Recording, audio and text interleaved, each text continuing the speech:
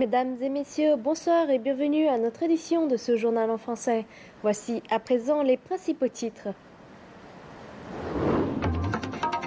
La cérémonie commémorative des rois Hong fondateurs a eu lieu aujourd'hui dans la province de Phu Thọ, en présence du président vietnamien Trung Tan Sang.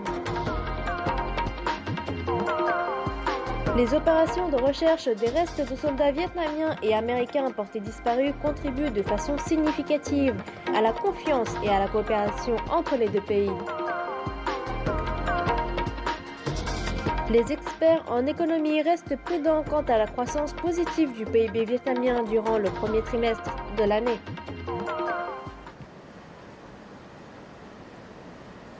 C'est aujourd'hui le 10e jour du 3e mois lunaire, la fête commémorative des rois Hong, fondateurs du Vietnam. Une cérémonie solennelle en leur mémoire a été organisée ce matin au vestige historique national spécial du temple des rois Hong sur le mont de Nhiet Linh dans la province de Phu Thọ. Le président Trung Tan Sang et plusieurs dirigeants du parti, de l'État et des localités ont offert de l'encens en mémoire des rois Hong. Le culte des rois Hong est une tradition du peuple vietnamien. Il exprime la reconnaissance du peuple vietnamien envers ses ancêtres et glorifie l'esprit de solidarité et de patriotisme des Vietnamiens.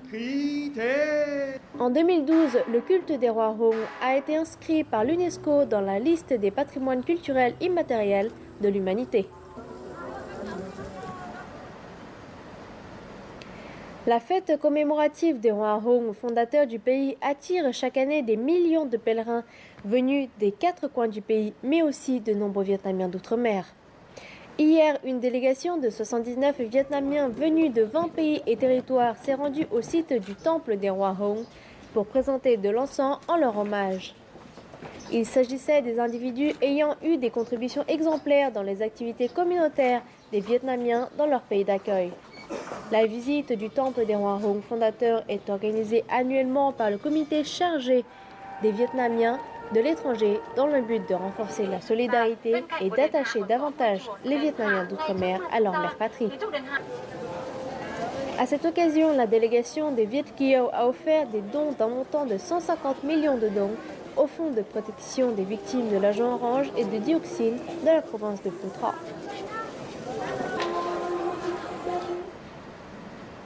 Le 26e sommet de l'ASEAN s'est clôturé à Kuala Lumpur et à Langkawi, en Malaisie.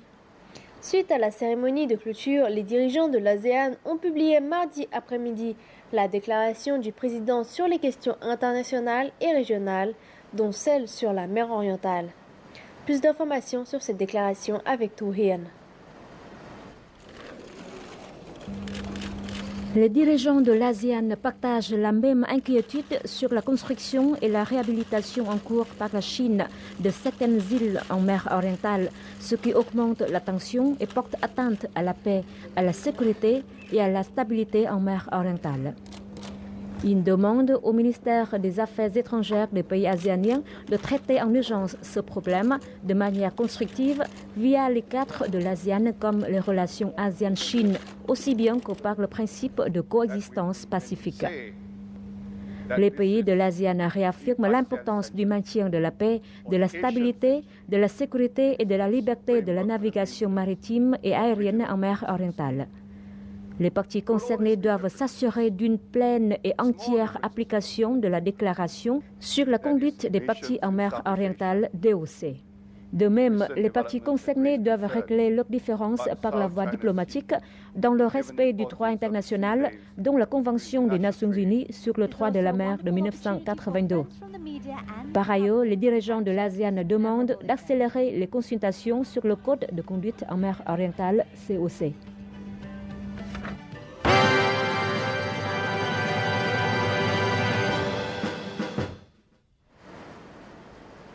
L'ambassade du Vietnam en France a organisé lundi soir une cérémonie pour célébrer le 40e anniversaire de la libération du Sud et de la réunification nationale.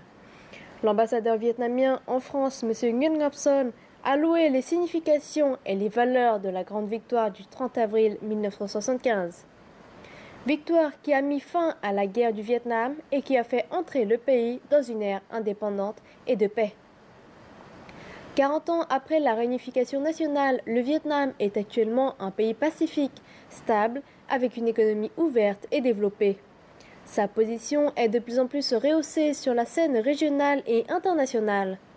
Lors de cette cérémonie, l'ambassadeur Nguyen Ngọc Son a remis des satisfecits aux Vietnamiens de France ayant eu des contributions méritantes au pays natal ces derniers temps. Toujours en commémoration du 40e anniversaire de la libération du Sud et de la réunification nationale, une cérémonie d'offrande d'encens a été organisée aujourd'hui en hommage aux morts pour la patrie reposant dans les cimetières nationaux de Cheung Son et du 9e chemin, ainsi que dans l'ancienne citadelle de Quang Tri au centre. Monsieur Dinh Thế Huynh, membre du bureau politique, chef du comité central de l'idéologie et de la propagande, y était présent. Dans une atmosphère solennelle et sacrée, Monsieur Dinh Thế Huynh a exprimé la profonde gratitude du peuple vietnamien vis-à-vis des martyrs héroïques qui se sont sacrifiés pour l'indépendance et la liberté de la patrie pour le bonheur du peuple.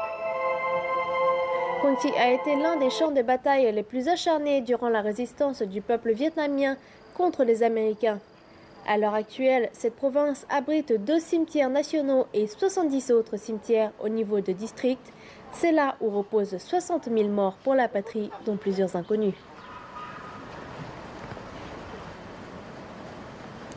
Il y a plus d'un demi-siècle, parallèlement à la route de ravitaillement traversant la cordillère Cheung Son, l'armée populaire du Vietnam a décidé de mettre en place une route secrète de ravitaillement maritime du nord au sud. Si la première a été surnommée la piste Ho Chi Minh, la deuxième a elle aussi été appelée plus tard la piste Ho Chi Minh maritime. À l'approche du 40e anniversaire de la libération du Sud et de la réunification nationale, notre reporter est allé à la rencontre des militaires ayant pris part à ces convois maritimes. À l'image, l'embarcadère nommé K-15 situé sur la plage de Do Son dans la ville portuaire de Haiphong. C'est l'endroit d'où le premier convoi secret de ravitaillement militaire nord-sud a débarqué dans la nuit du 11 octobre 1962. Ce convoi a inauguré la légendaire piste Ho Chi Minh maritime. Liu Dinh-Lung a été membre d'équipage du bateau numéro 42 qui a pris cette route pour transporter 4000 sous-marines au sud.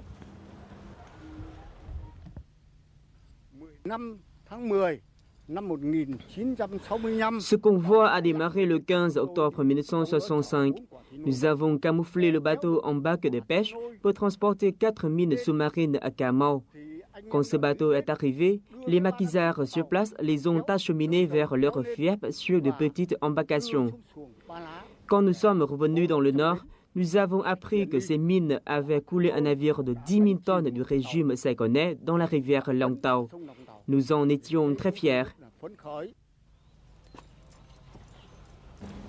Pendant 14 ans, de 1962 à 1975, près de 2000 convois maritimes ont été réalisés avec succès sur cette route maritime secrète.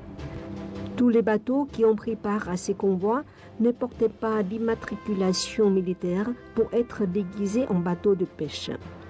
La circulation sur cette route a pourtant été bien difficile et dangereuse.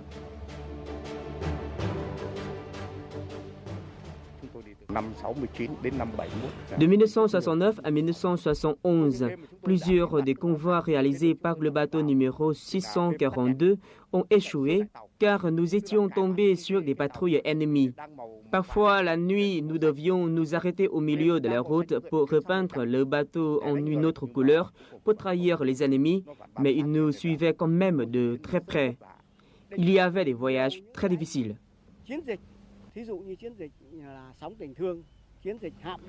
Les ennemis ont mené de nombreuses campagnes de recherche en utilisant des produits chimiques toxiques pour essayer de trouver les bateaux et les stocks d'armes près des embarcadères. Nous avons fait tout notre possible. Beaucoup de sang de mes compagnons d'armes a coulé et les ennemis n'ont pas pu saisir ce que nous acheminions.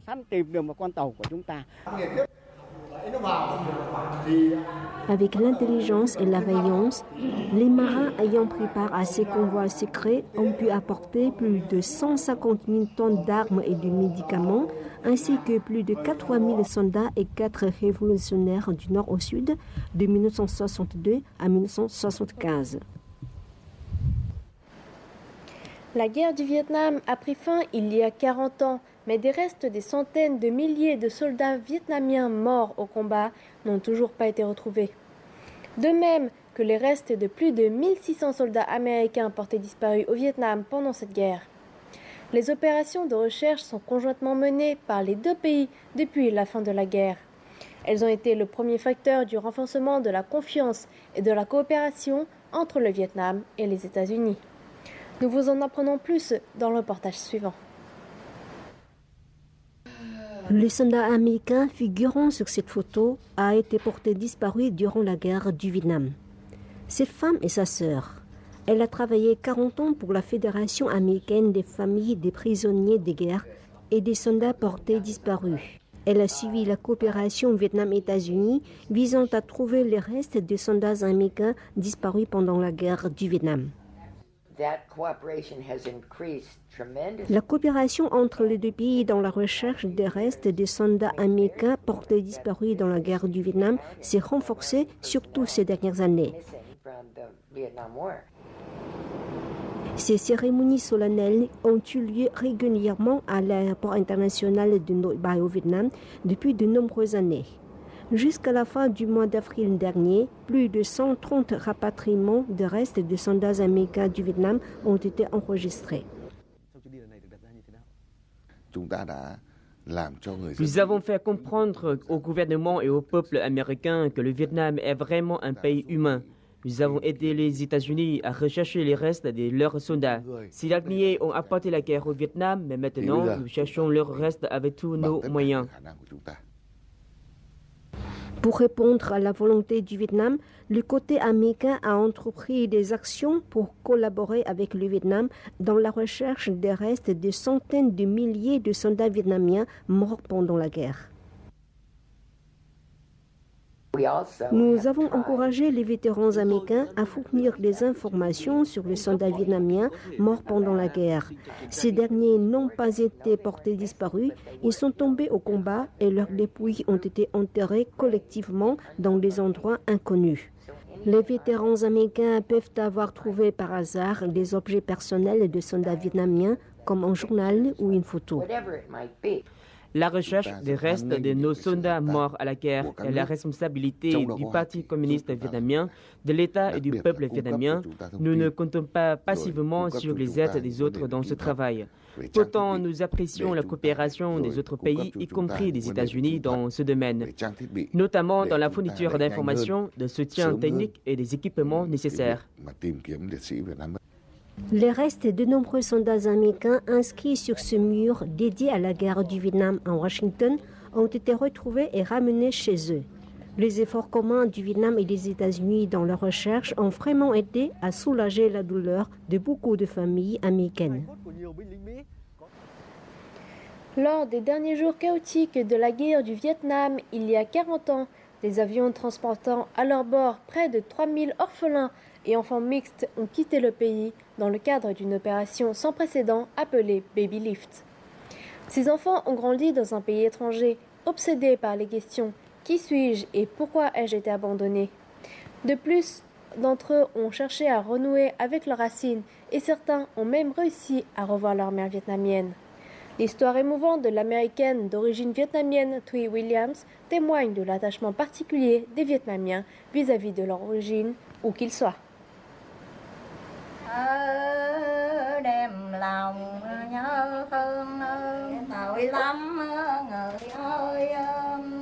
Le 5 avril 1975, la petite Thuy, 5 ans seulement, a quitté le Vietnam à bord d'un vol en plus de 400 autres enfants. 40 ans après, elle y est retournée accompagnée de son mari.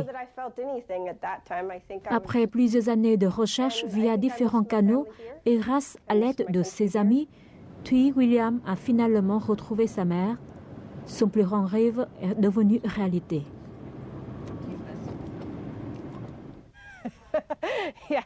C'était génial de revenir au Vietnam et de revoir ma mère. Je suis très heureuse.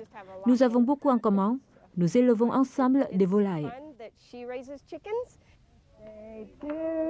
Pour la première fois depuis 40 ans, Madame Nguyệt fête son anniversaire en présence de sa fille et de son beau-fils.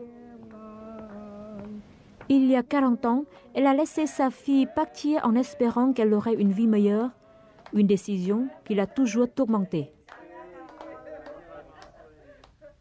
Que ma fille soit heureuse et qu'elle vive en paix, j'espère qu'elle me pardonnera. Ma femme a toujours été obsédée par ses souvenirs douloureux d'enfants abandonnés. Cela n'a pas été facile pour elle de revenir au Vietnam. De toute façon, elle a réalisé son rêve de s'y rapatrier. Plus je comprends ses mémoires du pays natal, plus je l'aime. Comme Thúy Williams, quelques 3000 enfants de la mission Baby Lift ont énormément souffert de la solitude et d'un complexe d'infériorité. Peu d'entre eux ont eu la chance de retrouver leur mère ou leurs proches au Vietnam. Cependant, les retours à la source leur permettent au moins de répondre à des questions telles que « Qui suis-je » ou « D'où est-ce que je viens ?» Voici à présent les taux de change et l'indice boursier au Vietnam.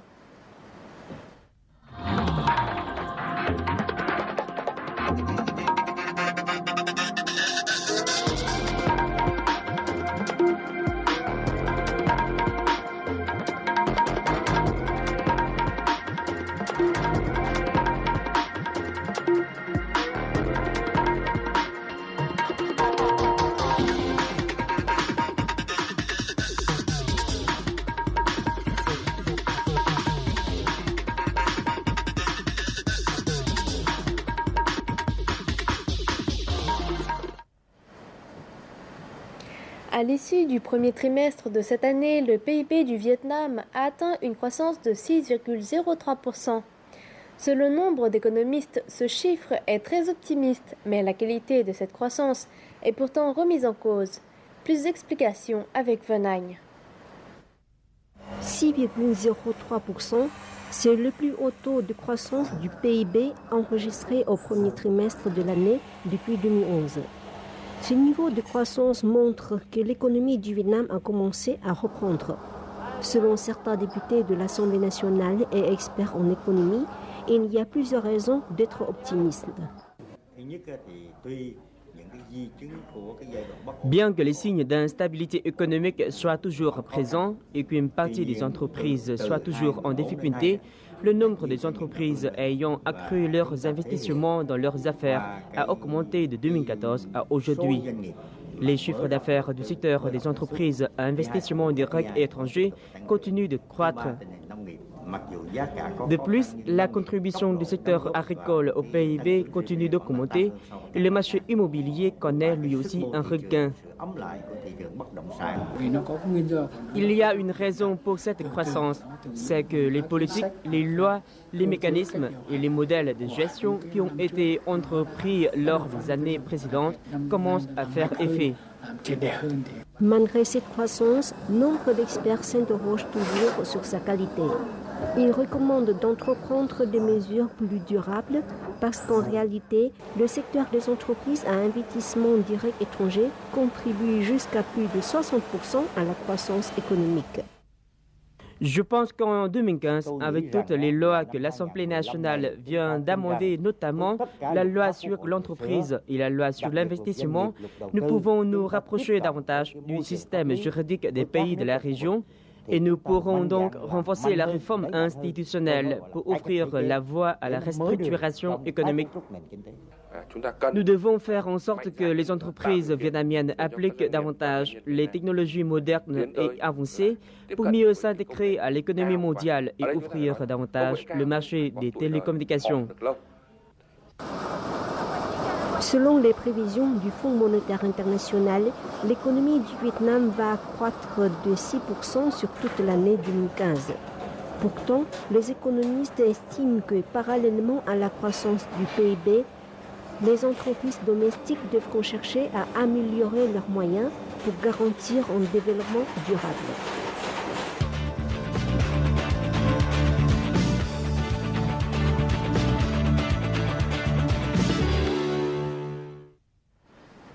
Le professeur Keo-Lin Caroline Valverde est une Américaine d'origine vietnamienne.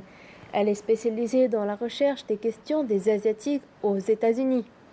Ses recherches sur la communauté vietnamienne aux États-Unis ont aidé les jeunes Vietnamiens expatriés à mieux comprendre l'histoire de la nation afin d'en apprécier sa valeur. Dans ce chapitre, Vietnam, terre d'accueil, faisons la connaissance de Keo-Lin Caroline Valverde pour mieux comprendre sa fascination pour l'histoire vietnamienne.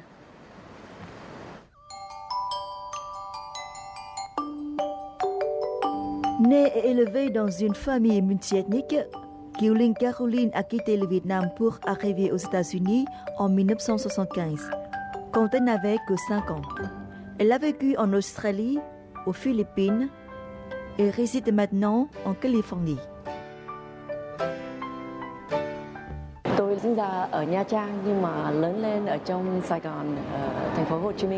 Je suis née à Nha Trang mais grandissais à Ho Chi Minh Ville. J'ai vécu avec mes grands-parents qui m'occupaient très soigneusement. Je me souviens des petits déjeuners très diversifiés quand j'étais petite.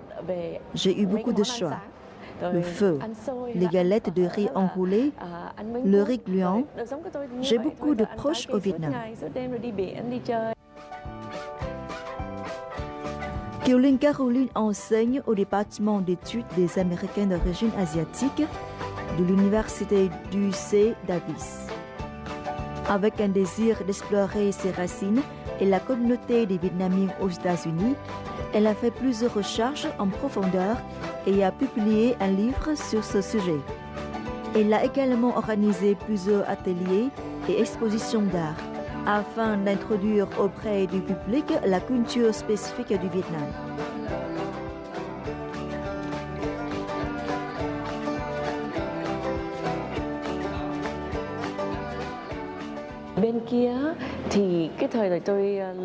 Quand je grandissais, il n'y a pas beaucoup de livres sur l'histoire du Vietnam. On parle souvent de la guerre du Vietnam, mais pas beaucoup de l'histoire du Vietnam. Mais pour moi, le Vietnam n'est pas que la guerre. Alors, j'ai eu la curiosité de rechercher l'histoire du Vietnam. J'ai décidé de faire des études sur la culture et l'histoire du Vietnam et des Vietnamiens d'outre-mer. Je me souviens bien de mon pays natal.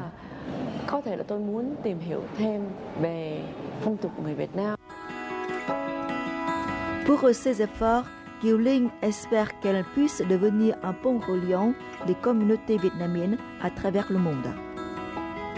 Le livre Transnationalisation Vietnam recherche sur la communauté des Américains d'origine vietnamienne, sous 3 axes d'influence: la politique du gouvernement américain, la politique du gouvernement vietnamien et les activités de la communauté vietnamienne. Ce livre a été publié en 2012 et résulte d'une étude qui a duré 20 ans.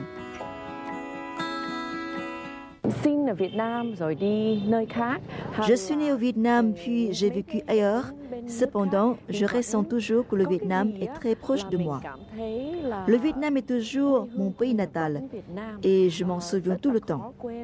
Ce qui m'incite à y rentrer, ce n'est pas la recherche sur la guerre ou sur les périodes difficiles du Vietnam. Je voulais y revenir pour rechercher l'histoire, les coutumes de mes ancêtres et soigner ma famille. Ce n'est que ce que je pense, mais beaucoup de gens vivant à l'étranger ont la même pensée que moi envers le Vietnam.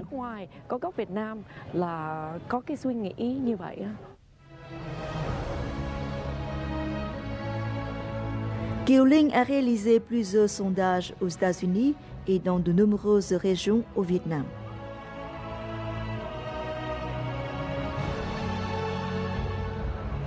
Le livre est basé sur des entretiens avec 250 personnes de différentes tendances, y compris au Vietnam et aux États-Unis.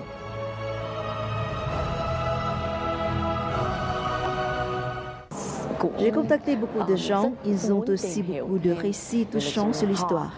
Je souhaite que les jeunes générations des Vietnamiens aux États-Unis comprennent mieux l'histoire vietnamienne.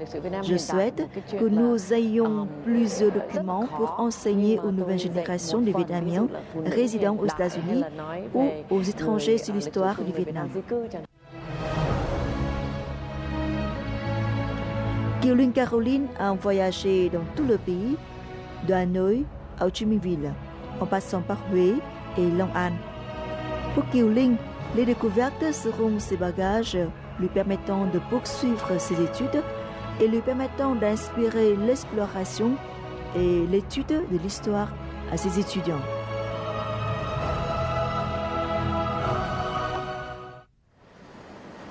Continuons à présent notre journal par les prévisions météorologiques dans les principales villes du Vietnam pour demain.